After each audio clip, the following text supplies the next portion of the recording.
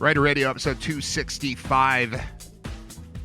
Coming at you live. It's a Friday. I almost forgot it was Friday. It's been kind of a whirlwind couple of days. Today, I already was on WGR this morning. Luckily, it's like 5 minutes from my house, maybe 7. So I was able to go over there, do the show with Jeremy and Joe from 9 till about 9:45. Then I talked to a couple people, got in the car, got back, and I was still here in plenty of time. And I would have started the show at like 10:03 or 4, except as it was about to start, someone in the chat said, "You got to get down on Friday." And I forgot that it was Friday, so I had to play the Rebecca Black song. And then I have to cleanse my palate from Rebecca Black by playing the Joe Jackson Friday song. And that brings us to this. And here's the other thing that's messed up about today.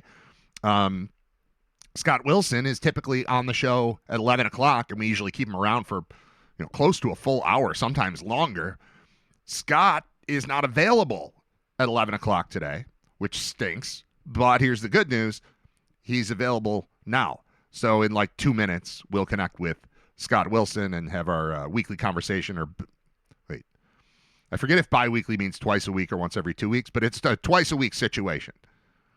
I know I'll screw it up in the moment, and I don't have time to calculate. But he comes out Mondays and Fridays.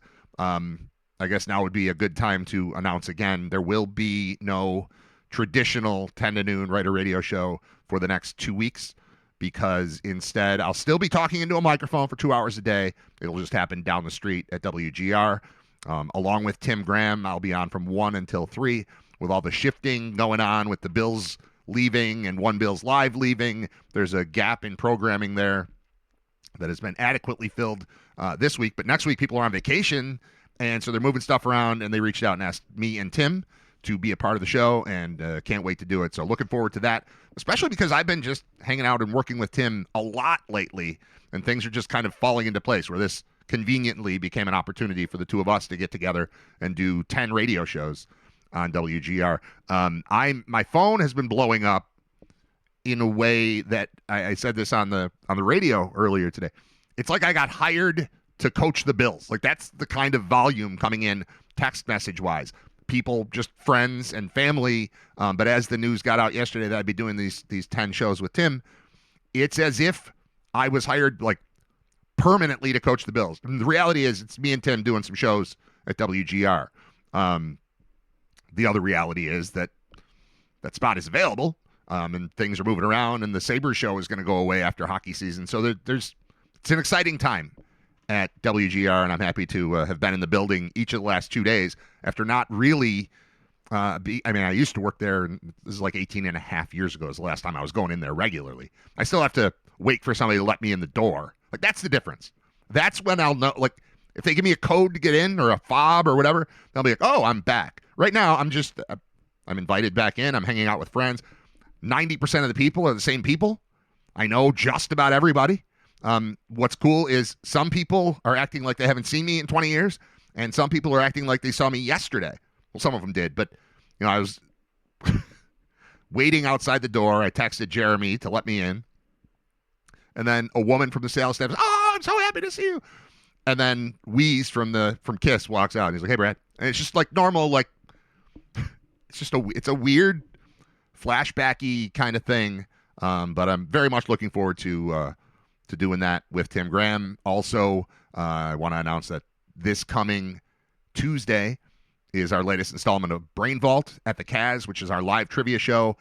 So many improvements have been made since week 1 and week 2. We took a week off to kind of fix a couple of things and promote it a little bit more. One thing I would like to say, Matt Perino of NY Up, he covers the Bills. He's been my friend forever, going back to when he was a student at UB, and he was covering the football and basketball teams. Then he went away to the UFC for a while, then came back to town. He's awesome. I'll be on his podcast today. We're recording it today. I don't know when it will be posting, but it's been like this whirlwind tour. All these people calling me, texting me. I'll be on with Joe Cali and someone, maybe Zach Jones tomorrow on GR. But like, people are just, hey, you want to come on? So I'm getting texts and phone calls and email. Well, not emails really. It's texts and phone calls from friends, family, and then just radio people and media people. It's been crazy. I can't imagine what it's like when Joe Brady got hired. Like, what's his phone look like? Every person he's ever met is like, "Hi, we're in math class, sophomore year of high school. Congratulations. I still have your number." Like, that it must be insane because it's been pretty crazy just for me. All right, I've got to figure out the phone thing. Not even figure it out. I just got to call Scott because he's got to come on early. So, and I don't know his number off the top of my head, so I have to scroll through to the last time I talked to him. I have no idea. No, that's not it. Bear with me. This is again, whirlwind type of day. All right, if I go to my text messages, then I find Scott, who I talked to earlier, and sent me that picture. Now I hit call, I dial. He'll understand that he's live on the air. He doesn't mind. He doesn't mind being live. He'll go, hello. Watch. Hello. See? Hi, you're live. This is Riter Radio calling from Buffalo, New York. May I speak with Scott Wilson, please? Speaking. Okay. What is this in regards to again? I wish I had a great answer right there, and I don't. I got to play your thing. I didn't play your thing yet. Hold on. Here's your thing. Check in with Riter Radio's senior football correspondent, Scott Wilson. Scott Wilson. There we go. I just got a thing on my screen. Derek Kramer is the other guy hosting with Joe Kelly. I knew it was Joe, and one of the other guys. Joe's the one who texted me. I saw Joe this morning. All right, whatever. Hey, Scott. How's it going, man? What's up, man? It's crazy over here. There's a lot of action. A lot of action going on. I know. Yeah, you got a lot of stuff going on, and then just outgrowing us little people. I knew this is how it would start. I knew it. I'm not cheating on you with Tim Graham. I swear to God. I bring you on as often as I possibly can. You just don't live here. If you lived here, it would be better. But Tim Graham is the guy you told me not to worry about. He's just my friend. I've just known him for so long. You guys are just really close friends. Yeah. You're like brother. Yeah. I see it. Yeah, I hear you. Yeah, no, I've been down this road before. All right. Let's just, all joking aside, let's just admit that this is a super cool thing. I feel like having just come back from GR, like walking in there, and you just walk in, you sit down at a microphone, and there's a producer there, and there's Jeremy to my left, and Joe to my right, and Owen Parker's over there, and there are cameras, and there's all. I didn't have to do any of the other stuff except not even put on a microphone, lean into a microphone. I didn't even wear a headset. Lean into a microphone and talk. I feel like I've been doing like a Rocky training montage for 265 episodes to like get ready to go back on the radio. It's like, you got to do it all. I know you don't have to do all of this then, but you got to do it all. And I am so prepared. Like, that is compared to this. It seems crazy to say, but compared to putting on a 2-hour show every day that sounds okay and looks okay and gets edited and posted and shared and all that, compared to that, just going in and hosting a show with Tim Graham and a producer is, it feels like I've been swinging 6 bats in the on-deck circle waiting to go up there and hit a 64-mile-an-hour fastball. Yeah, it must be fun, man. Yeah. All right. What's up with you? What's going on with you? No, I'm just kidding. It's going to be incredible. It's going to be a lot of fun. I love Tim as well. I think that the two of you paired together is going to be fun. And I think it's a pairing the two of you together is something that the station doesn't necessarily have, which is I think I could very easily tune into your show and hear about the top 5 rock and roll songs of all time for 45 minutes, as I can tune in and hear about the behind the scenes machinations of the upcoming draft. And, yes, I love all those other guys. I know Jeremy could debate anything with anybody immediately. Yeah. Immediately. And, a Bulldog and Shope, I love too. I'm just saying, I think that you two are a little bit more irreverent, a little bit more, just a different voice, just different voices that I think the two of you accent each other pretty well. You both have a nice, dry, sarcastic type of. I did think of that. I think of myself as dry, and I am soaking wet compared to Tim Graham. Tim Graham is the driest human being alive as far as humor. He's hilarious. I started going through his Twitter feed again. I forgot that he's a sniper, man. Like, he is unbelievably just sharp in critique. Every word is picked out correctly. And it's like, you don't want to pick a fight with a super smart and focused professional writer. Like, you're going to write your words and think you did something well, and then Tim is going to assassinate you on Twitter. Yeah, and I appreciate choke on that. his block is immediately what comes to my mind. Is somebody will say some type of insulting thing to him, and then the response will be an absolute gut punch of something, and then choke on this block. So conversation over. It's mic drop, but it's not really mic drop. It's cutting the other person's mic, essentially. Yeah. It's a good move. It's he just kind of leaves him to bleed out. It's gonna be a lot of fun. I think you guys are gonna be very good together. I think both of you also have a bit of a spirit that you are completely unbothered by any type of I'm trying to think of the right way to say this. Neither of you, I don't think, and I certainly know you much better than Tim. We've only, hung out maybe 2 or 3 times, but just being around him and being around you and hearing him with you, neither one of you cares about any repercussions when it comes to opinions on things. Yeah. You know what I mean? Yeah. So I think that's going to make it interesting. Like, I almost think that you guys could do a segment where it's like, who's willing to go further on a take? I think we might do that for 2 hours a day for 10 days. Because you routinely will say Meatloaf is much better than Bruce Springsteen. Yeah. And defend it to your death. Yeah. And, he is willing to stand out there and say, I've talked to people in the know. This is what's happening. Well, and not care what anybody else thinks or believes. He's willing to stick with it and go with it. I'm excited because he was there with us when we were the first in the country to declare Michael Jackson dead. That is absolutely true. We did do that. And there was a time when we talked about along with us. The only people we believed were TMZ, Casper's Corner, and Tim Graham. Yeah. So no, I'm jacked. I'm excited for you. I'm excited to hear the show. I know you guys are going to be able to work together and come up with fun stuff. And just really, honestly, it's going to be fun because I know that you're friends, and I know that the two of you are going to have that rapport, and it's going to feel like, I think for a majority of the audience, it's going to feel like they're dropping in every day to hear 2 guys at the bar talk about what they would normally be talking about anyway. Yeah, I think that's. I mean, that gets a level of comfort right off the bat. I don't know another way to do it with Tim. I mean, back again when we were on WEC, and you're talking about when Michael Jackson died. That's 2009. WEC. I went to WEC by myself. It was not really any different than this show that I'm doing from my house. And then, in order to make it good, it was just at someone else's house. It was literally, it was a house. But in order to make it good, instead of sitting there by myself, I was like, all right, NFL draft is coming up. Scott Wilson knows college football.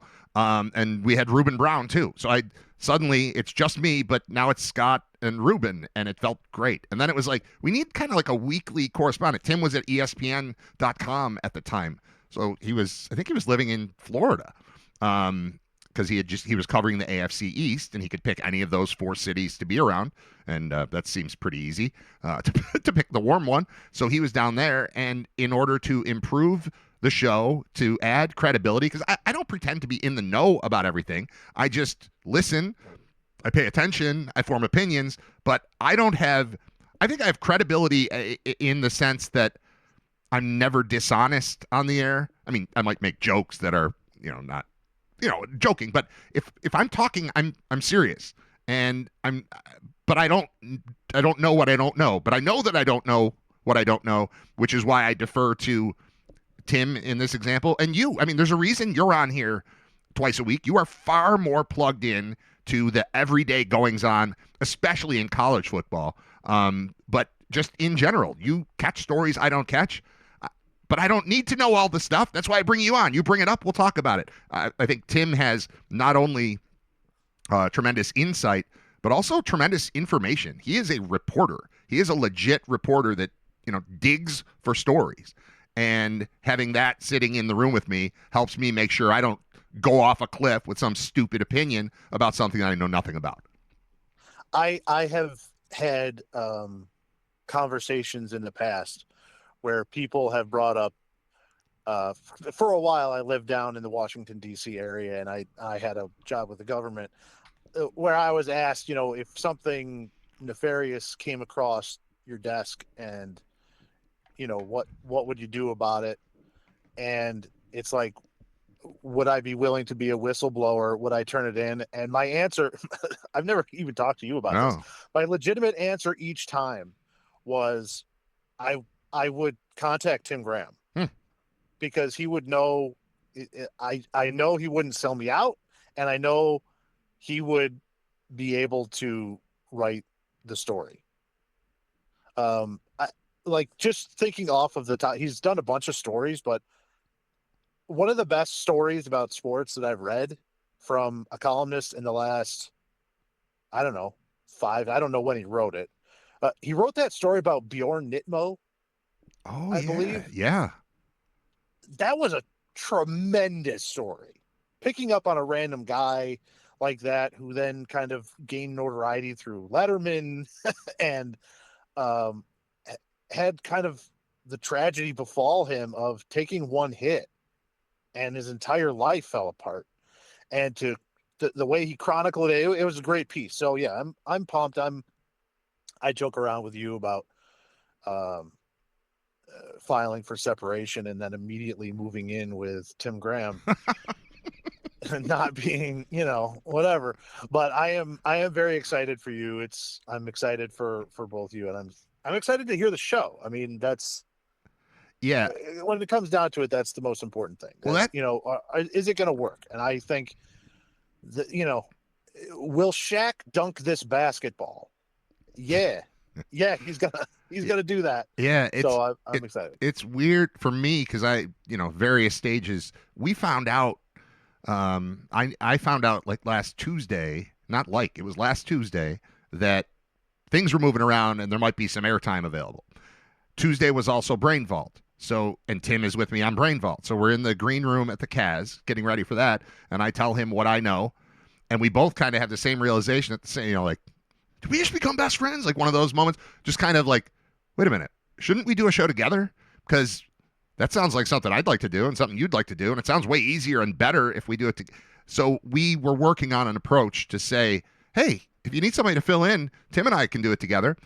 And then they reached out and asked me about, are you available? I said, yeah. I said, do you want to work with somebody or are you better off by yourself? I was like, I'll do whatever you want. And they're like, we're thinking about Tim Graham. I was like, good, because I already talked to Tim about doing this and we were going to come to you. So the first part of this is me being excited just to kind of be back in the building. But the second part is picturing how good a show can be when I've got, and the same applies to you. You just don't live here. But turn on a microphone and talk for 2 hours a day about whatever's on your mind, and it's going to go in the right direction. Like not having to rely on my brain to always steer itself back to the right place, having somebody else there who is like-minded and better than I am at a lot of these things. I don't see a way that it doesn't work. I don't know what it leads to long-term, but I am positive that I will be proud to have these 20 hours of audio on tape, and I'm fully prepared to come back here and just pick up where we left off with episode 266 in 2 weeks. But I don't know. I will say this: if this turns into something long-term, I've got too much equipment and time put into building graphics and figuring out how to do this for this to totally go away. But I'll quote my dad 2 days ago, and he said, what does this mean for Riter Radio? Because 4 hours of you is too much. And I agree completely that 4 hours of me is too much. He was talking about listening to it. I'm talking about doing it. So big picture, not positive, but you can find us find us there. So, Scott, that means I can't have you on. That's 4 episodes of Scott Wilson that won't be there. Maybe I'll just record with you twice next week. Maybe we should do that. Maybe record with you and Bob and make that the thing, because Bob's on every week. I don't want to deny him his position. So maybe we'll do 3 episodes next week, or maybe we'll do, I don't know, something. We'll figure something out. But Riter Radio doesn't go away just because I'm going down the street for 2 weeks. We'll figure something out. Maybe you should just have a big crew of people that your first show should just be all the former fired people from WGR. You, Bob, Puff. We'll get Gary Puffpath. We'll get Kevin Sylvester. Bisbing. Brad Bisbing. Yeah. A lot of options. Mark Grimaldi. You could get Wow. you can get the whole crew. I remember him because And Burke. He used to work the late shift, and I would come in the morning, and it's a surprise when you turn on the computer to porn. That was fun. Yeah, you've got a wide variety of options in front of you for what to do. Well, I will say this: over those 2 weeks, don't anticipate any guests, because it's only 2 hours, and Tim and I got this. Certainly for the first week, and then hardcore hot takes. We do, coming. And then the second week that'll be fun too. Like I haven't done anything with a connection to Radio Row in a while. It's not Super Bowl Radio Row, but there's a Radio Row at the Combine, and both Tim and Sal Capaccio are going to be down there with equipment set up on Radio Row. So Tim might host the entire thing with me, or might disappear a little bit because he's got to go do an interview or whatever, but I'm kind of anchoring the things in the studio with people out in the world. It's such a, I prepared for this by, going live to ice fishing last week on this show, but this time we'll be going live to Indianapolis and the Combine with Tim and Sal. So I'm pumped, man. It's fun. See if they can get our boy Jennings Dunker from Iowa if he's at the Combine. That's a great idea. He's our designated guy. That's a great idea. I don't know if you can pull the players out. I don't know how it works with interviewing players at the Combine, but we'll do what we can. Jennings Dunker is on our list for sure. That's psycho. He's the for those listening, he's of course the guy that said that he his like meals at night are like a huge plate of pasta and then waits an hour and then 3 cheeseburgers. There's a bunch of other stuff in there as well, but yeah, no, that's going to be fun. It's going to be fun. All right. What else is going on, man? What's up with you? It doesn't have to be about next week. This can be about now. Well, yeah, the Olympics are going on, and I don't know if you are you partaking, or are you just completely have been sucked into the vortex of getting your show back? I've been sucked into this a little bit. Okay. I've also, constant baseball and basketball, and I watched the movie Marty Supreme each of the last 2 nights. So I've been, it's there for me, but I have not locked in. Honestly, the last thing I sat down and watched was unintentional because the Super Bowl ended, and then I was about to watch Lindsey Vonn break her leg, and I haven't, sat down and tuned into anything since then. Yeah, they haven't showed any x-rays of what happened, but there have been several doctors on social media that have been talking and describing about, if she needs 3 surgeries like this is usually what it is. And man, it sounds pretty bad. So hopefully she'll be recovering. But my main thing was, I didn't know if you've seen the story of the bronze medalist from cross-country skiing from Norway, Styria Holm. No. Are you familiar with his post-race interview? No. Ooh. Should I be? Yeah, you're about to be, because I'm going to tell you. Okay, perfect. What's this person's name? I wrote it down. I think this is right. Styria Holm, last name Holm, bronze medalist in cross-country skiing from Norway. He's being interviewed, and during the interview says, just want to give a lot of credit. Oh, I did see just want to give a lot of credit to, my wax team that got my skis ready and my family for all the support. And then he proceeds to slip into telling how he met the love of his life, the best woman on earth, 6 months ago. But 3 months ago, I cheated on her, and I told her a week ago, and it's been a pretty rough week. And I'm sorry. Yeah, Basically, he doesn't say I'm sorry, but it's like, that now there's a lot of people out there that think less of me, and it's really sad. And then he gets to the end, and I think that in his head, he just realized that he just told several billion people that he cheated on this girlfriend.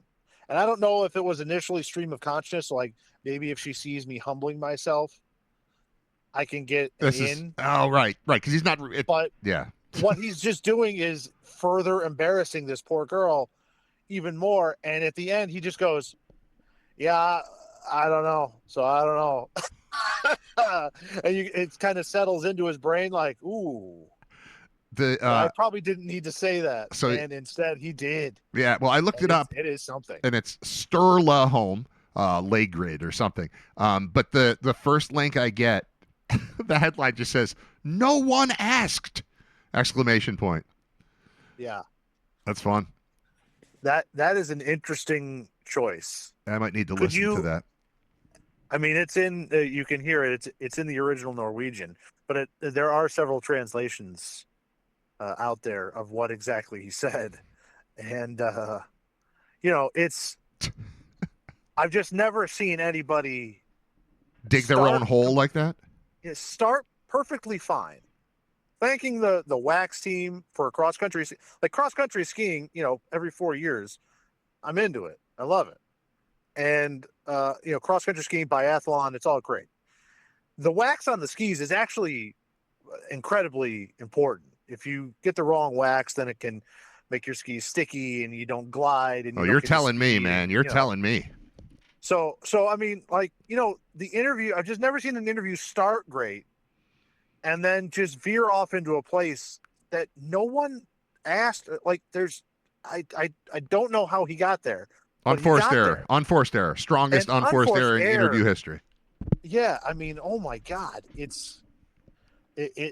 It's hilarious. I do think he had a plan. I do think this was his way. If I apologize on a world stage, right, I think we're going to be okay. But all you got to do, skip the story and then just say, "I love you" or something. Like, "Can't wait to get home to see my boo," or however you want to phrase it. I don't know how they do it in Norway. I made mistakes, and that I shouldn't have. Yeah, you don't have people can infer. You don't need to just put out there, what happened. So, it's probably the moment of the Olympics so far. I mean, honestly, that's terrible. There's been other things that have happened, that are fun. The American speed skater Jordan Stolz appears to be the real deal. He went out there, crushed it, Olympic record, won the 1,000 meter in speed skating. It's been a long time since the Americans have had a real 100%, badass speed skater like this. So, and he's got a good story too. He didn't know how to skate for a long time. And like around 10, he saw the Olympics, saw speed skating, thought it looked fun. They had a pond in the backyard of their Wisconsin house. Once it froze over, Dad went out there, shoveled an area, and here's this gold medal winning athlete basically learning and training to ski on the pond in the backyard until he got so fast in the backyard that they're like, "All right, we actually need to take him somewhere where this is looked at by somebody." And that too, he's a young dude, and he's crushing it. I've never at any point considered speed skating to be something that I would want to do, but I do remember being like 8, and if you weren't already a hockey player, you weren't going to become a hockey player. Like if you weren't on skates at age 3, you were just so far behind. So this maybe is different from that because it's all one direction as opposed to all of the movements and skills that are involved in hockey. But that is a really late start for that kind of sport. Unlike, say, basketball, where you don't need to, or football, where it's like, yeah, I don't know, I'm an athlete, I played sports, but I'll just jump in as a freshman in high school, and that's when I'll start playing football. Like my kids can't wait to play real football, but they can, and they'll be fine, and I don't feel like they're falling behind. But if you're not skating when you're a toddler, it is kind of broadly assumed that you're never going to get to, that apex where, you're a D1 athlete or certainly an Olympian. Well, Bryant McKinney, right? Didn't he just start his senior year of high school and turned into a first-round pick? Antonio Gates was a basketball player. His name crossed my mind when I was saying this. Yep. Yeah. Manhertz from Canisius. Still in the NFL. Just a basketball player for Canisius. Yeah. Still around. Yeah. Yep.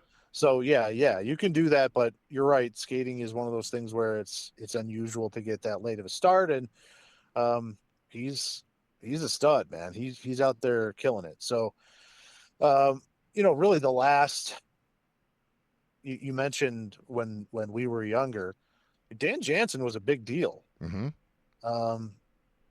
Mainly because of the tragedy involved with his life and then also surrounding his performances. But eventually it came around and he had that moment. But he was like, that was a big, big national name, was Dan Jansen, Bonnie Blair. And we just haven't really had anything like that in speed skating. So it's fun to kind of get that sport, because it's basically human drag racing on ice. And that's fun to me. That's there's no other nonsense. There's no other, the figure skating and stuff. You see guys doing jumps and quads and all that stuff. That's fun. There's an element of there's still a human element in the judging that I can't stand. So I'm more drawn to the other easy measurables, the down things with clocks, things with clocks instead of judges. They show moguls last night during prime time, and it's like, I don't know, you have a clock on, but does it matter? Because if it does, why I just skip the moguls? Yeah, you get down way faster. Just get down way faster. Just go around the bumps, and you get down. So I don't know. I'm more drawn to the other stuff where the judging isn't, especially the ice dancing thing.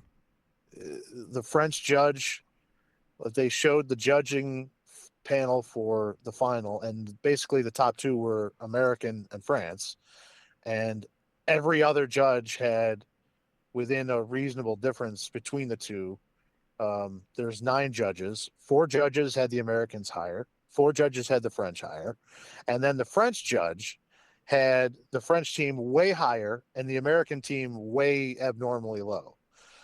And it cost, that's the difference in the gold medal, was like a point. I don't know if this is statistically true, but I feel like the French judge has been a phrase that's been in my head for a long time, and it's always related to something like this. It's always the French judge. I don't know. That's just, you triggered something there, because I think nothing about figure skating or ice dancing ever, and I don't know if this is a popular opinion or whatever, I have never understood the appeal of figure skating. Pairs, singles, ice dancing, any of it, I think it's awful on television, yet it is the thing that drives ratings. I don't know what I'm missing here, but I have no interest whatsoever. Maybe it's because I don't know what constitutes an axle or a, good God, what's the something that ends in ow? Flip. Sow cow, whatever. Cow. I don't know what any of that stuff is. And so it's like, oh, here it comes. And I don't understand how they know why it's about to come. And like, why, how do they know the sequencing of the event? I don't get it. I don't find it interesting. It's nothing to me. And I know it's the biggest event television wise. I'm not here to bash it. I just could not care less about figure skating at all. I hate it. The men's program, I think, is tonight or tomorrow, which is the American is the big favorite. He's in the lead by 5 points already. He's the one that does all the quads. He's the only person that does the quad axle in competition. So, I mean, listen, you might as well be speaking Swahili right now. I have no idea what you're talking about. Quad, I know means 4. And you know what? In 2 weeks from now, it will be to me too. But Yeah. somehow my brain, every 4 years, I understand. It happens to everyone but me, it clearly seems. knows what a twizzle sequence is. Yeah, so yeah, that's... And when somebody messes it up, I'm livid about it. Yeah. Like, what have you been doing? Get in the lab, get this crap right. Yeah, we're going to need something better in 4 years. Better than you. Yeah. Like, come on. What are we talking about? Did you see the men's hockey started yesterday? I don't know. Did you see any of it? Yeah. I saw Tage's goal. I'll say this. It appears very obvious that the U.S. and the Canadians are going to be meeting for the gold, barring something spectacularly devastating for both of those teams. They looked incredible. Well, there was that one goal. I don't know who scored it for the Americans, but there was that one goal that was, 5 consecutive tape-to-tape passes, and I saw it on Twitter where somebody said, pretty sure that when they invented hockey, this is what they meant. Like, it was unbelievably perfect. Looked fake. Looked like a goal sequence in a movie. Right. Yeah. And Canada looked fantastic as well. So that's exciting that's coming down the line.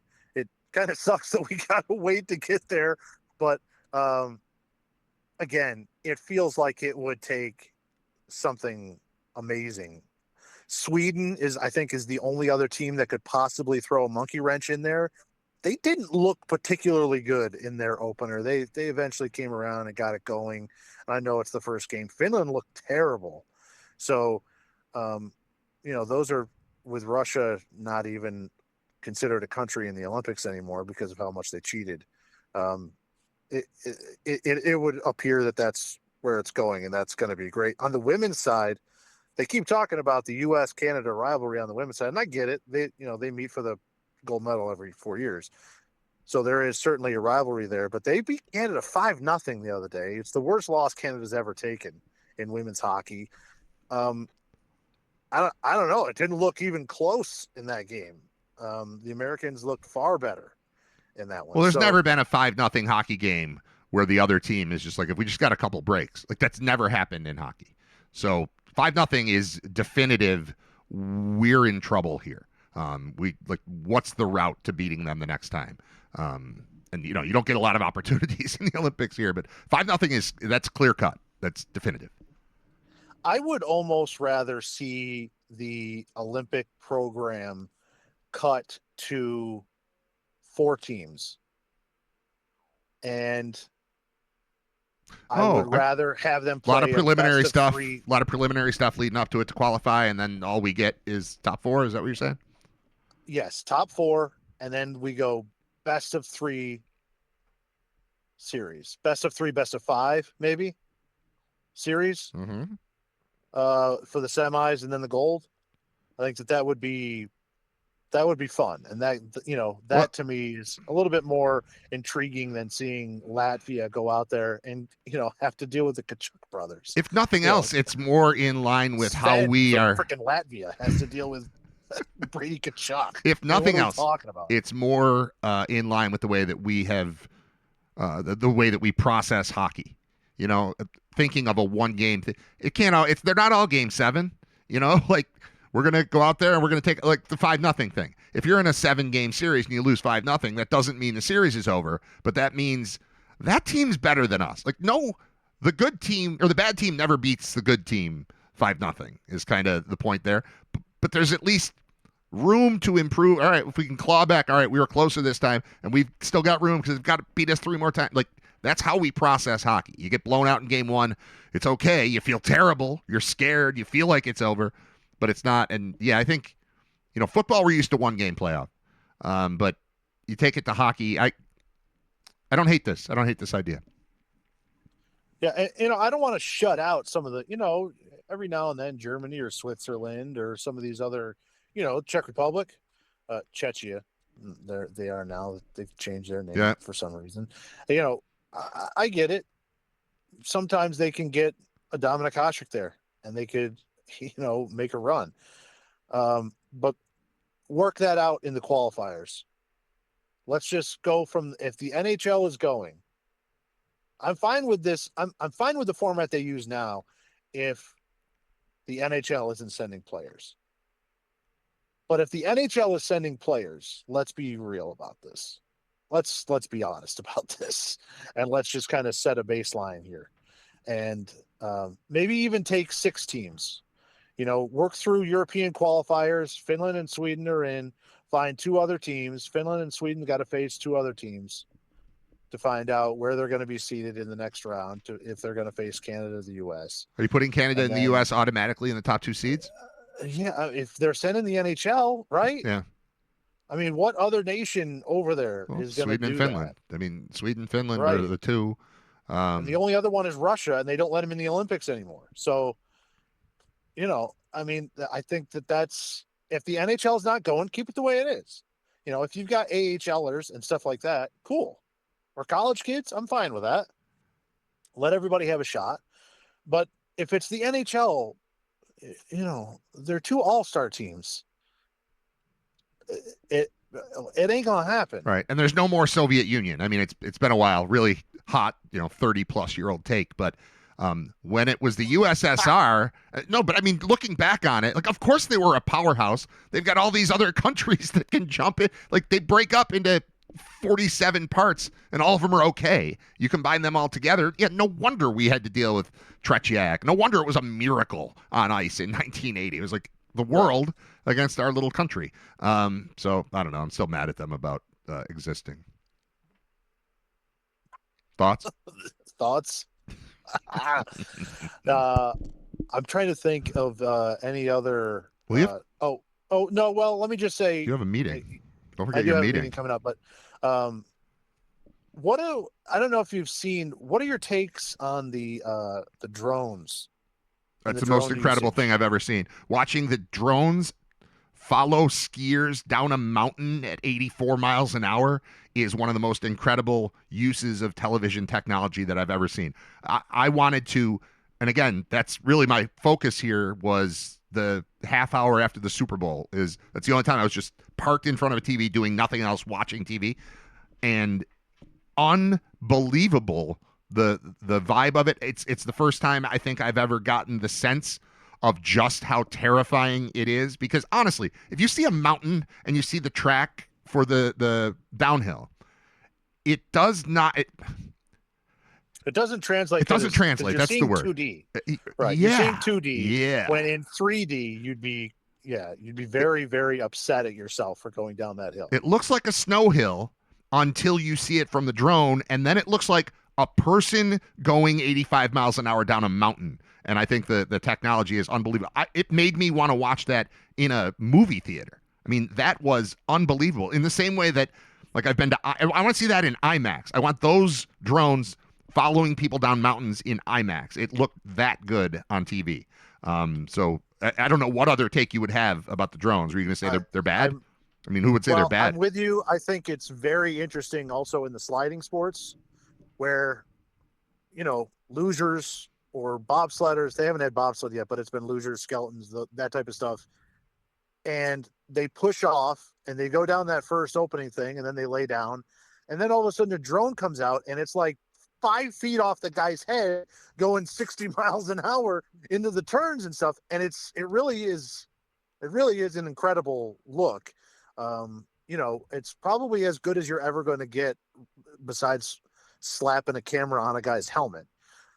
It's better than that. I think it's better than on a helmet, because it's just distracting, and now it just looks like a commercial for a water park. When you see it from the actual perspective, having that thing be able to just track the dude in real time is unbelievable. I think it is probably, I hadn't thought of it this way, but it is the best camera technology it's the most impressive camera technology I've ever seen, which makes sense, because as we go into the future, the next innovation will be the best. But sometimes they try things and they don't work. This works. This gets me 100%. Like, it's unbelievable. It's fantastic. My only complaint is that you have to hear it, and it's just that kind of. It is annoying to hear, but Tirico talked about it yesterday in prime time. They're late, where that he did acknowledge, like, it is a little loud, but that's kind of the trade-off.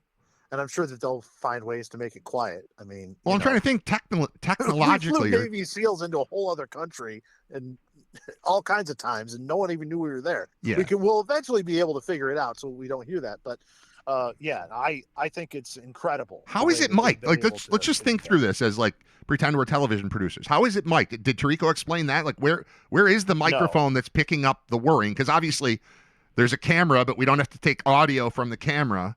So now it's following it, and we still hear, let's use luge as an example. You still hear the blades cutting on the track.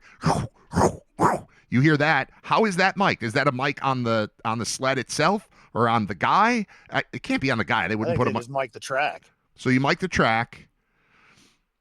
How is that thing loud enough that it's being picked? They'll figure it out. Yeah, no, I'm saying that for me is the only downside.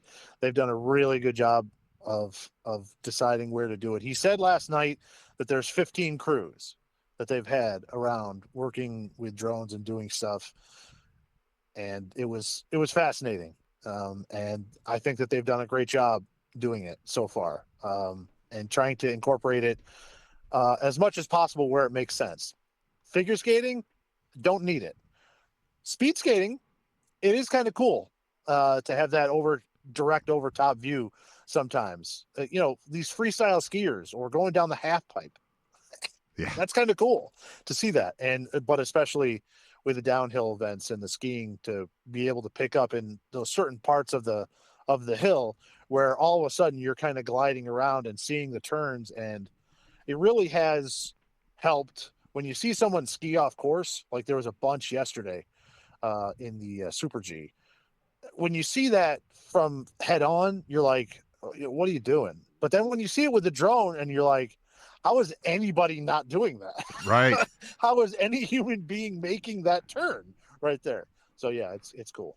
If Myles Garrett and his 2-time gold medal winning snowboard girlfriend were to reproduce and create a super athlete, what sport do you think it would play?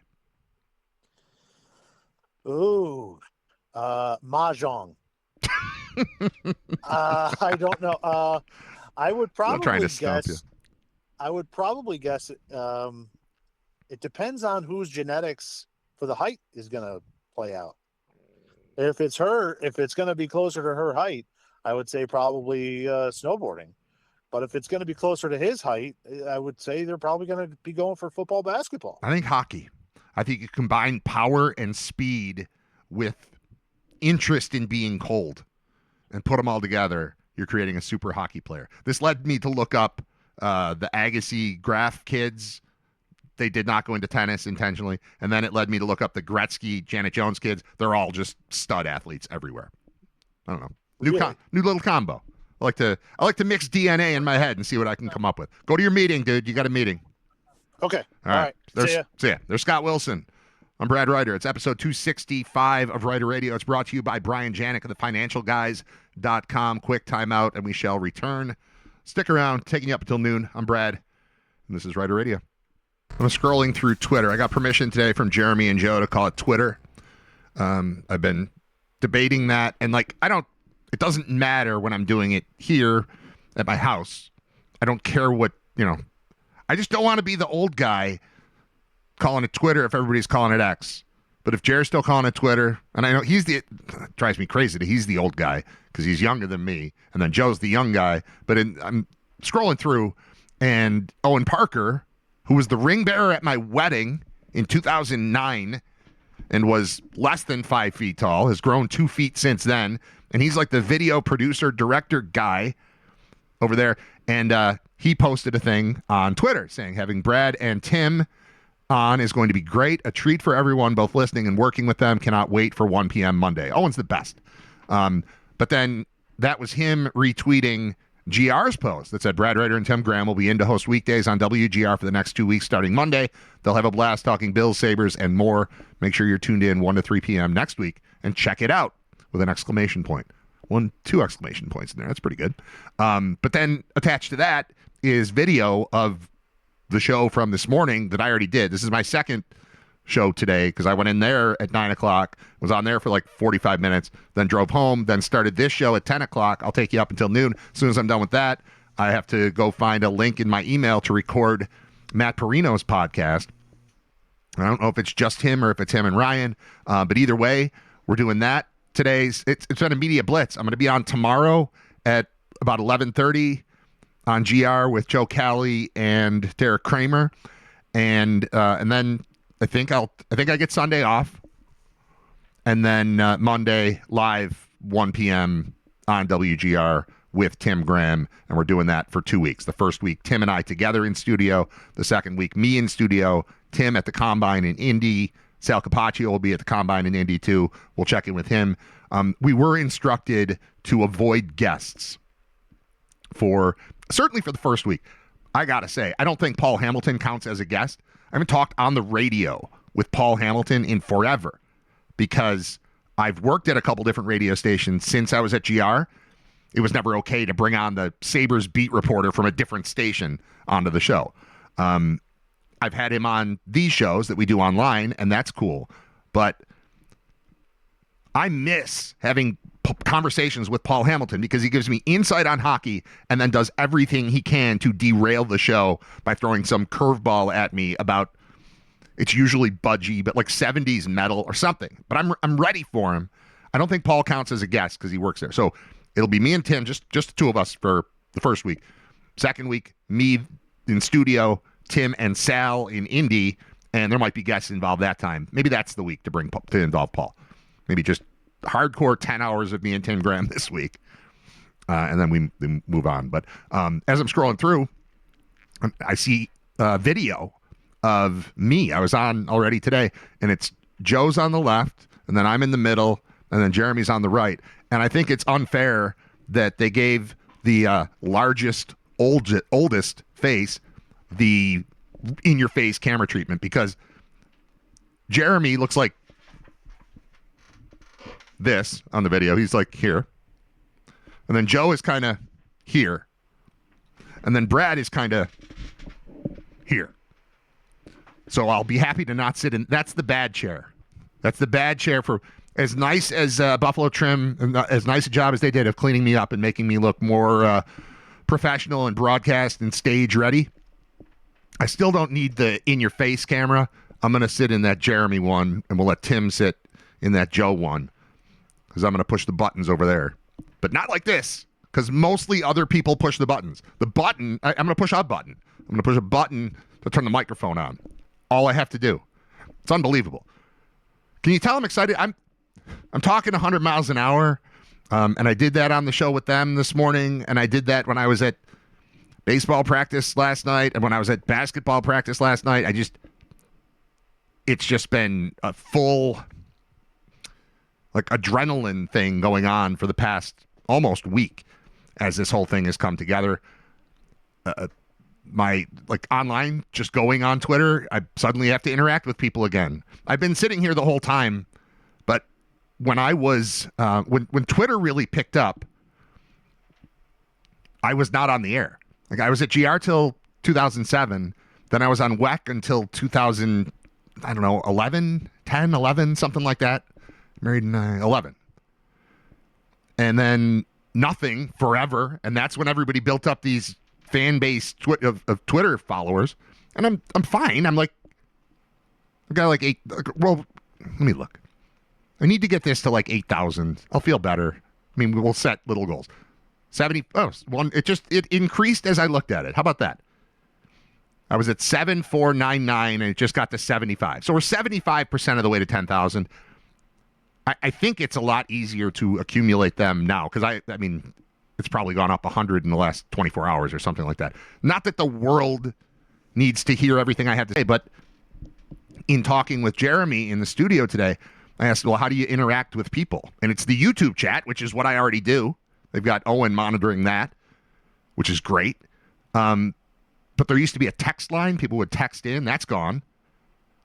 That's since I was there the first time, and then I've filled in a few times over the years, and they added the text line. Oh, they send text, and they just show up here. That's cool. But Twitter is the way that people are interacting, and I want to be able to interact with as many people as possible. Hold on, let me practice this. It's time now to get connected to our fans. Brought to you by Northtown Kia, Western New York's #1 Kia dealer. Shop online at northtownkia.com. How did I do? Alan Davis, if you're listening. These are all the instructions that I have. I've got 2 weeks of shows, 20 hours of show with Tim Graham starting Monday. And these are the full instructions. That's it. It's one sheet, and it's basically, here's the phone number. Here's the name of the radio station. Here's our lineup for next week. And here's our hourly format clock. Here are 3 breaks. One of them is important. The other 2 are not. That's the full instruction. I guess it's nice to be trusted. Although I haven't been doing this. Well, I guess I did. The first 100 shows of this were on a radio station, but it was very similar to this. We had a little tower, but mostly I was trying to get people to listen online and listen to the recorded version of it, like the podcast version afterward. This is like real live radio. People in their cars are going to hear you and interact, which is better. I mean, it's better. But as I pointed out to Jeremy, this is like I've been doing a years long, or at least let's call it a year. Let's say this 265 episode run of Riter Radio as a show / podcast / whatever it is has been a full-on Rocky training montage. Like they could show that leading into 1 o'clock on Monday, because literally one-man band, I've had to do everything. Somebody in the chat yesterday, and it was, I'm sure, a joke, but said, like, oh yeah, they're going to put this train wreck of a show on the air. No, they're not going to put the train wreck of the show on the air. The train wreck of a show is going to continue to live right here in my house. I'm going to leave and go do a different show that's not a train wreck with Tim Graham, who's excellent. So it's going to be different. What's interesting to me is, I said my phone's blowing up. I'm hearing from a lot of people. The people I'm hearing from, for the most part, are people who remember that I did this for 10 years and then 3 years and then a few months. Like, I've done it. I've also been on UB football broadcasts since 2008. It is not foreign to me. I'm not going to accidentally, have some Tourette's-like meltdown where I'm swearing into microphones. If you know me in real life, I can be a little vulgar if my mom's not around. My mom's around, I'm good. When I'm on the radio, I know my mom might be listening, and I'll be cool. It's like when I'm on stage at Brain Vault. So far, my parents have attended both. I think they're coming to this one too. My mom's there. I got to be nice, So I'm not worried about that, and I don't remember what the point was before I got distracted. But that's what Tim will be there for. Like, it's not all just me. I can't express to you how much work goes into it. It doesn't seem like it. It doesn't sound like it. It doesn't feel like it. But it's pretty much every minute of every day that I've been trying to do this to make it look better, sound better, be promoted better, edited better, grow listeners. All of that stuff is on me. And for 2 weeks, I'm going to just go do a show. And that's that. It feels like a vacation from this. This is harder than that. That's better than this, but this is more difficult. But this is just me working out, waiting for an opportunity to go do the real thing. And I hope that people, I know where I was going. I hope that people will appreciate that. Go, this guy isn't just always fumbling with technology, because I don't have to deal with the technology. That's all taken care of. I just go talk with Tim. It's really unbelievable. But the point is, I think there are people who only know me from this. I look at the people that have been showing up for Brain Vault, the people that interact on the chat. These are like young people that are unaware, didn't hear post-game shows when the Sabres were going to the Eastern Conference Finals.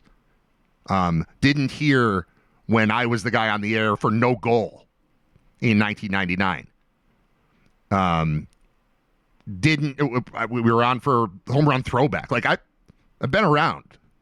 I'm doing the best I can to look younger. I'm going to lose some weight, obviously. But Buffalo Trim hooked me up. I looked like a scumbag like 2 weeks ago. And now, that's another thing too. as far as training, I started doing this show as audio only. And then it became apparent that if you want to spread the word, you're going to need video clips. If you're going to use video clips, you might as well just do the show on camera. So I've grown accustomed to not just doing a radio show, but doing a radio show while looking into a camera at times, or at least knowing that there's a camera there. So I'm not, picking my nose during a segment. Scott Wilson's talking. I don't do that. I've gotten used to it. Had I not trained myself in this way, I would be very intimidated by the fact that I just went in there for an hour, came back, and saw my face in video talking on it. The cameras would be very distracting. Whenever they started doing that, Jeremy he called me. He's like, so we're on YouTube every day now? I'm like, well, that sucks. He's like, yeah, I know. Because you just grow accustomed to, it doesn't matter how you look. Just go in there and be on time and sound right. And I've worked on the be on time thing over the course of the last, 18 years. I only saw one I hope Brad's on time joke yesterday on Twitter. I'm sure there will be more. But, it's all the stuff. It's just a blown up version of what I've been practicing here at home and practicing on stage. I'm much more used to a camera. But had I not done this, and then they said, do you want to do 10 to noon? I'd be like, can you turn those cameras off? And I don't even know if we're going to have the cameras because they employ people to handle the, like I said, Owen Parker in the morning. I'm not positive who does it in the afternoon, but they've got somebody there doing the same thing. I'm sure it's one of the names I've already said. I don't know the roles. I haven't been in the building consistently. I have been there 2 days in a row, which is pretty cool, and I'll take 2 days off, although I'll call in tomorrow with Joe and Derek. And then I'll be back in there for 5 days. I'm sorry that this show is about that show, but this is also sort of a thanks for riding with me for 265 episodes of this, as I've been, I wouldn't even say hoping for this opportunity, but I've been preparing. It's like when they call Vinny Testaverde to come play quarterback off the couch. It's like, you're not our quarterback. We're not hiring you full time. This is not a long-term commitment, but we've got a problem. Have you kept yourself in shape? And he's like, yeah. All right, come on in. So I think that, well, no, physically, I've not kept myself in shape for 30 years. Radio-wise, I'm in shape. I talked about this, I don't know where. I have talked so much about all of this stuff, sometimes into microphone, sometimes not. But the first 100 episodes on LVL happened, and then that just kind of poof disappeared due to many reasons. And I thought, okay, so I can apply for jobs that I'm not qualified to do, even though I am. If you just let me in, I'll be fine. Or I can just keep doing this thing that, I got back in the habit of doing a show every day. I'm just going to stick with it. So we went through 100 episodes. I said, you know what? Episode 101 is live from my house. I'll figure it out. And there's been a lot of I'll figure it out over the course of the last 165 episodes of this. But figuring that stuff out has gotten me back in, I don't know, yapping shape, if you will. I can do this again. And my God, is it easier with the kind of help that is going to be provided over the next 2 weeks as I'm sitting in from 1 to 3. So I didn't mean for all of this to be about this. Gianluca. His name is Gianluca. Gianluca? How do you pronounce? Gianluca. That's very Italian. Gianluca? Don't tell me I won't be on YouTube, Coach. You don't know. You don't know the answer to that. We might. It might happen. Brad Riter is why I donated money to Red Cross after 9/11. Love Riter on the radio again. Thank you, Willie. Yeah, I was on the radio on 9/11. That's how old I am. All right, everyone in the chat. I don't know how many people are in there. Were you alive September 11th, 2001? Because I was. And I went in on that Tuesday. So here's my 9/11 story. Woke up, Bowerly and the Bulldog or the morning show on GR. I wake up to that as my alarm. I think I had it set for 8:45. At the time, I was doing a 6 p.m. or 7 p.m. show. I'm not positive which. And I'm in bed and I hear them, just regular banter. And there's kind of a fun story about a plane that hit the World Trade Center. And of course, the way that it sounded was, some idiot with a plane hit the World Trade Center. It's not fun, but you know what I mean? Like it didn't seem like a national event. It was just, there was a plane that hit it. And then, I'm still kind of waking up, and I think I had been out the night. I definitely had been out the night before, because I was at Hooters, and with my friend Steve and a bunch of other people. But then Steve and I broke off because Hooters was terrible, and went to another bar in the same area. And in the 10 minutes that we were driving, or the 5 minutes that we were driving, Ed McCaffrey broke his leg, and we heard it on the radio but didn't see it on television. And by the time we got to the other place, they weren't showing the replay anymore. And my thought was, I'll see it on SportsCenter in the morning, because I want to see that hit. They're talking, this injury, it's a devastating, whatever. I want to see it. And then I still haven't seen it because there was no SportsCenter, because all coverage, once the second plane hit, like, okay, shut everything down, and every station becomes something else, including WGR, which was an all-sports station. So it was Bowerly and the Bulldog just sign off, turn it over to whatever network news we were affiliated with at the time. Could have been ABC, could have been CBS. And they just turned the coverage over to that. It was like, well, I don't know that we're ever doing sports talk again. What did you think at noon on 9/11/01 about the importance of sports radio? Nothing. It was like, well, I don't know. We didn't know anything. It was the craziest day I've ever been a part of. And anyone who was old enough to be conscious of it, I mean, that was the day the world changed, is maybe an understatement. Like how we felt at the time. We've come out of it better than any of us felt like we would come out of it at noon on that day. I'll tell you that. It was like, okay, here comes another plane. Here comes, like, when is it? Are they going to stop? Or is this is life now? It's just planes are going to keep crashing into things. It was crazy. But media outlets such as WGR, such as ESPN, were wise enough to go, all right, let's get Dan Patrick off the air. Not that there's anything wrong with Dan Patrick. He probably could have handled it just fine. I'm sure he could have.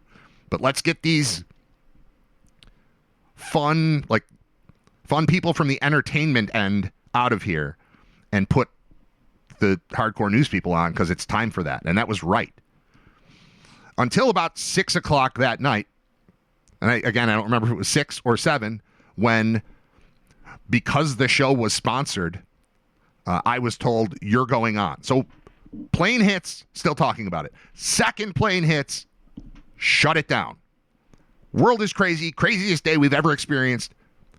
6 p.m., Brad Riter and Ruben Brown, brought to you by whatever sponsor at the time. And I did a show, and it's the one thing that I've done that I wish the most that I still had a recording of. But I hosted a show on September 11, 2001, when we went back to local. After we were done with that hour show, it went right back to the news thing. But due to sponsorship stuff, like, here, Brad and Ruben, just do me a favor. Why don't you go on and talk about 9/11 on 9/11? So, that's an experience. When I think about the things that I've done a lot of stuff over the years in my broadcast career, and then also in my sort of regular stuff that I've done where there have been little dabbling in broadcasting. There's a lot, but that one definitely stands out. Like I already mentioned, no goal, home run throwback, 9/11. We've done like election coverage, draft stuff. There have been big days, but playoff stuff, the brawl game against Ottawa, did that. Dominic Hasek, this is a good one. The first time I was ever sent, so I was hired at WBEN. I was at GR first, then I went to BEN. At the time, they were owned by the same company, but they were in different buildings and they were rivals. So it was two different stations kind of doing the same thing and really kind of battling too. I was part-time at GR in 97. Full-time job opens up at BEN in 98. I apply for it. So does Josh Gregory, who is our senior music correspondent here on Riter Radio.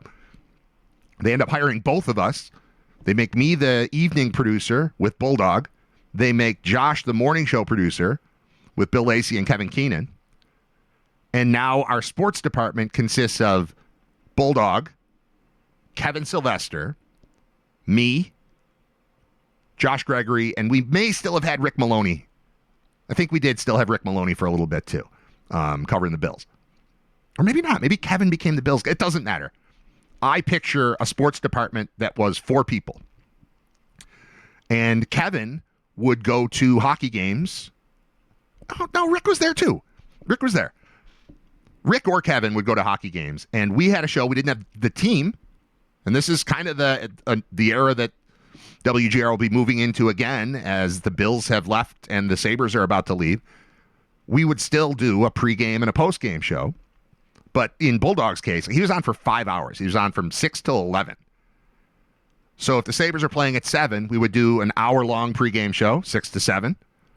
Then the whole time the game was on, we would talk about other stuff as if the game wasn't on. And then as soon as the game ended, we'd flip over to postgame mode and talk about it like we had watched the whole thing. It was very weird. It was a very weird situation. I wouldn't recommend we do exactly that with coverage. If you're GR, like that's probably not the exact right approach, but at the time that's what we were doing. So it was pregame show, pretend the game doesn't exist, it ends, play a goal horn, and then do a postgame show for the game you just pretended not to watch. The one thing we would do though is check in with somebody, whether it was Kevin or Rick Maloney. I think it was mostly Rick Maloney. He would be down at the arena, he'd be in the press box, and all right, first period's over, let's go to our Rick Maloney. And Rick would come on and describe what happened in the first period. Well, whatever happened, whatever the circumstances were, Rick couldn't do it, Kevin couldn't do it, I had to do it. So somebody filled in as the producer of the show, and I was the reporter, and the Sabres were playing the Flyers. And I can't remember if it was the first period or the second. I want to say it's the second period of the game. But this is my first ever I'm covering an event live on the air type of situation. And it's on a show where I've already established myself. I'm not just some random guy. I'm on the show. But now it's like, all right, Brad, you're a reporter now. Sure. And I remember first period, I think the first period was fine. Like nothing really happened. I gave a little breakdown, whatever. The second period involved Dominik Hasek making the most ridiculous save I had ever seen. And when it came time to talk about what happened in that period, I was like, all right, Bulldog, I know this is the first game I'm covering, but I think I just saw the best save I've ever seen anywhere. I was going to say NHL, but anywhere.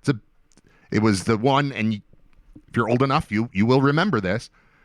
Trent Klatt coming in, wide open net, Hasek on his back, and ends up, it was like the snow angel thing where he flipped, and he ended up, it was like a blocker save, backhand type of thing over here, and there's no way that puck shouldn't have gone in. And I went over the top on it, and I just thought, oh, God, this is hyperbole. This is rookie reporter. This is embarrassing. I'm terrible at this. I asked Bulldog afterward, and he's like, yeah, it's probably the best save I've ever seen. It's like, okay, that feels better. And then the thing that makes me feel the best is that Hasek is, in my mind, the greatest goaltender I've ever seen play. And I don't know who number 2 is. Like, there are a lot of really good in the Brodeur and Waugh kind of range. And I didn't see Jacques Plante, but you know what I mean. Of the people I've seen, Hasek is far and away the guy. And when he ended his career, TSN in Canada put together the top 10 saves in Hasek's history. And the number 1 save is the one that I, as a first-time reporter, called the greatest thing I'd ever seen. Greatest save I'd ever seen. So validation from that is something like, trust my instincts. I don't want to go over the top and say best ever. You won't hear me say best ever very often. But I thought in the moment that was best ever. I think now that player is best ever. And TSN said that play that I called the best ever was the best ever play by the best ever goalie.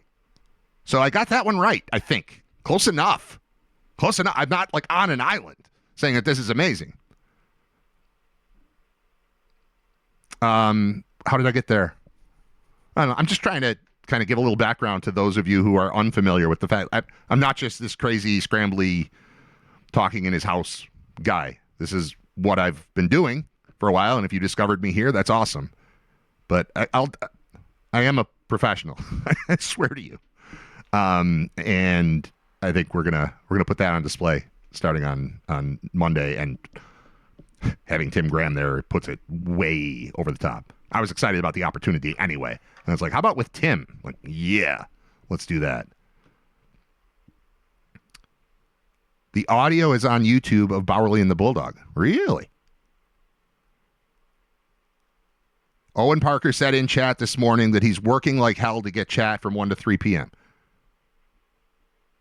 Yeah, see, this is what I mean. All right.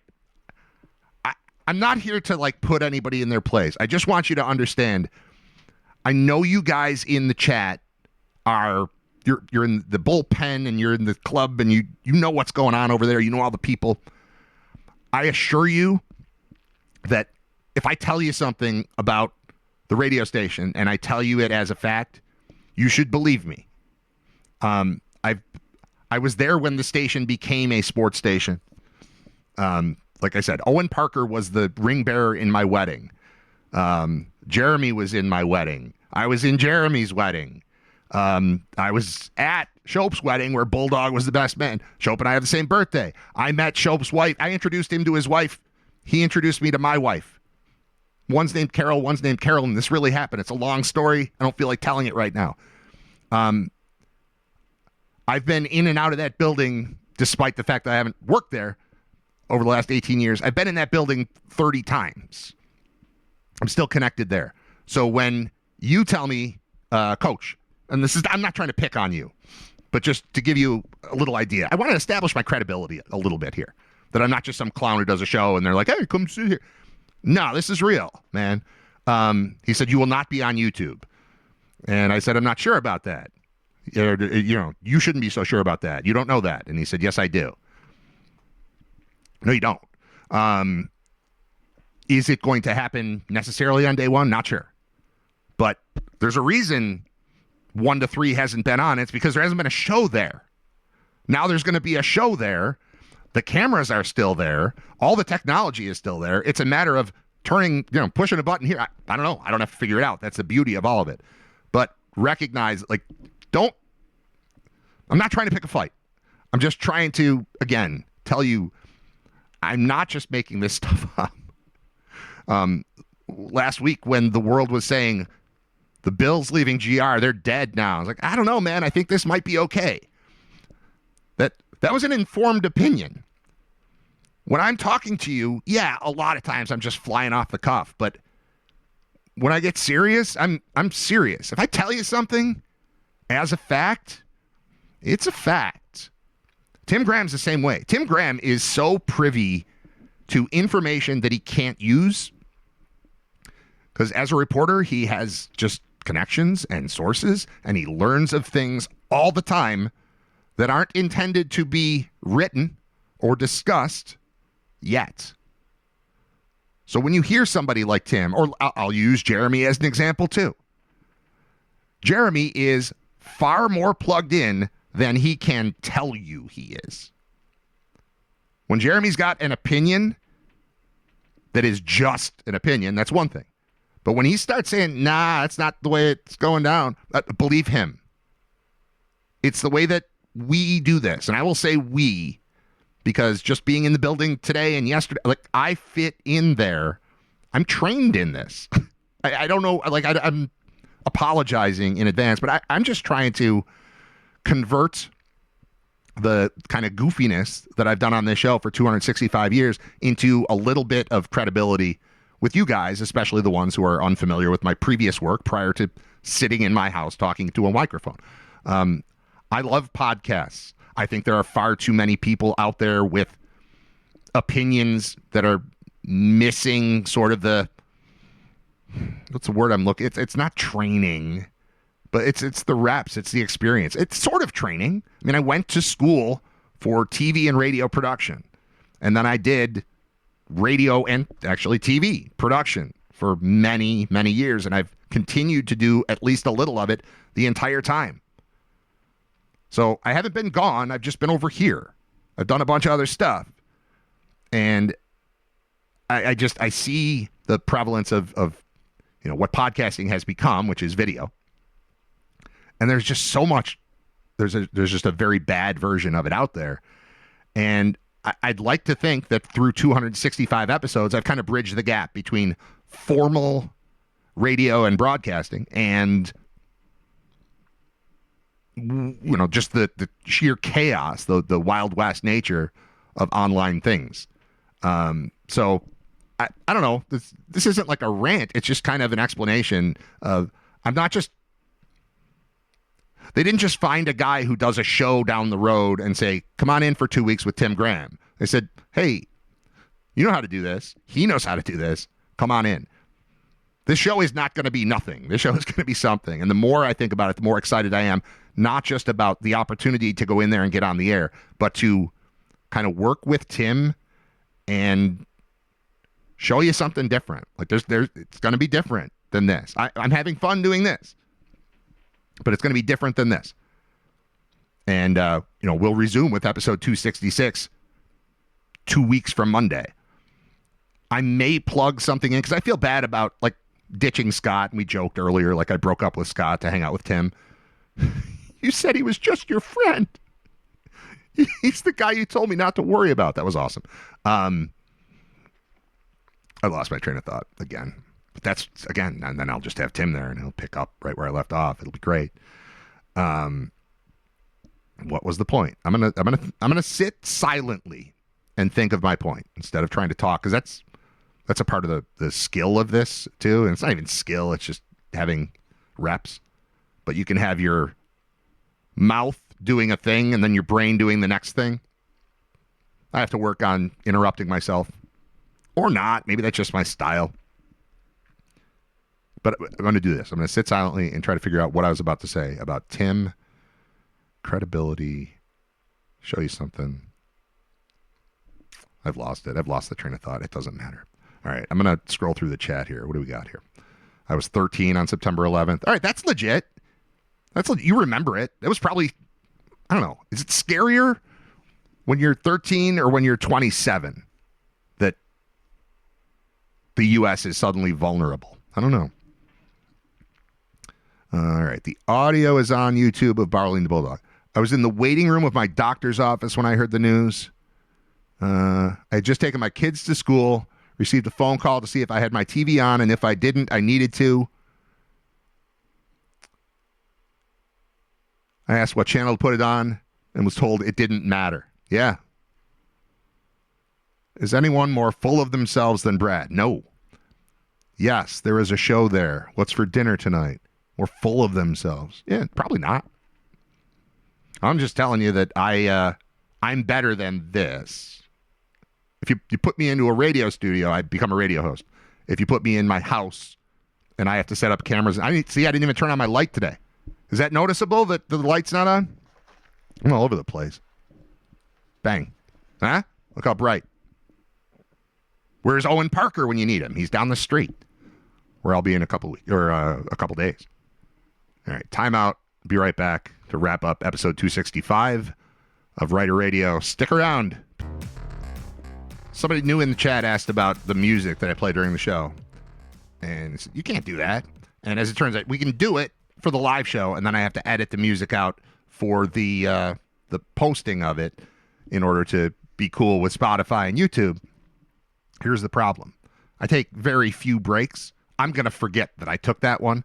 I predict right now, knowing my own brain, I predict that I'm going to screw that up, and I'm going to forget, and I'm going to leave that Hawksley Workman song in the thing, and I'm going to post it, and I'll be somewhere tonight. I'll be at UB Wrestling, or I'll be at my kids' Little League game, or something, and I'll get a notification that my video is blocked in 11 countries because I played a Hawksley Workman song.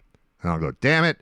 And I'll be like, I got to edit that out when I get home. And I'll get home, and I probably will watch Marty Supreme for the third night in a row.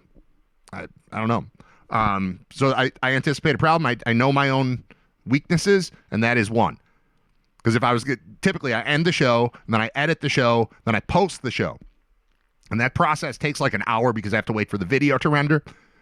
But I'm not doing that right away because as soon as this show is done, I'm doing another show. I'm doing my third show of the day. I was on the morning show at GR doing this, and then I'm going on Matt Perino's podcast, and that's happening at like 12:15. So we're going to get out on time today. There was a part of me that thought, I'm going to play a couple songs, I'll come back and do like 20 minutes. But then I remembered, I got to go with Perino. And also, so I didn't want to just play music and then just stop because this is the last show for 2 weeks. So I want to, explain again real quick that the intention is to do episode 266 2 weeks from Monday. But in this 10-day window or 2-week window, we'll call it, of hosting on WGR with Tim Graham 1 to 3 p.m., I'm not going to also do a 10 to noon show and then hustle to get over there. I'm still around. I just won't be on this stream. If you don't follow me on Twitter, do that, please. It's right. I look like one of those BS ads. Like, how are you supposed to do it? You're supposed to wait. It's over here. Follow me on there, and that way you can keep track of all the stuff.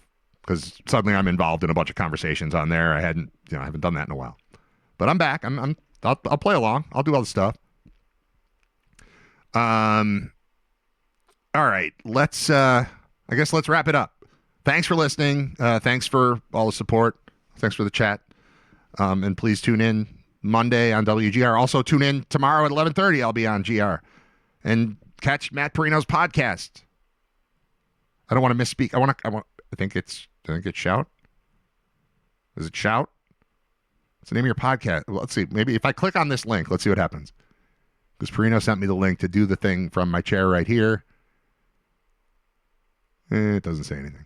Plugging in works better than Wi-Fi. Well, great news. I've got great news for you, Matt Perino.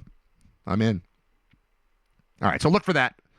And I'll be back with you Monday live on WGR, streaming at WGR550.com. Get the Odyssey app. Yeah, I guess I'm just going to stop now because I've got to get ready to do the other show. I'll play one more song on the way out. Maybe that'll help me remember to get rid of the Hawksley Workman song before posting it on YouTube. But thank you very much. I'm done. And we'll see you.